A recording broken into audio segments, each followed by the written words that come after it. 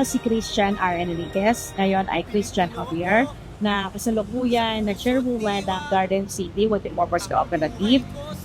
Kami ay masayang-masaya dahil nagkaroon kami ng iLab natin na inaasahan ng mga magagarden na ito ay malaki ang maitutulong sa pagpapabilis ng pagpapalaki ng mga halaman.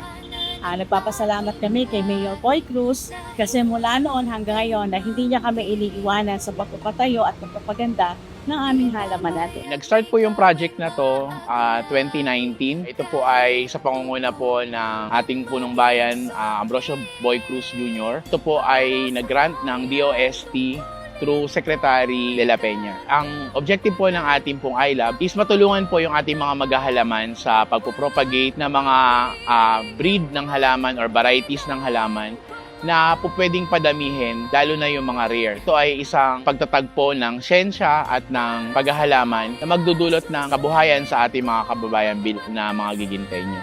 Sapagkat ito ang kauna-unahan at kaisa-isa na iLab Laboratory para sa buong bansa. This is the fulfillment of a long-term dream to make Ginto truly deserving of its title, the Garden Capital of the Philippines.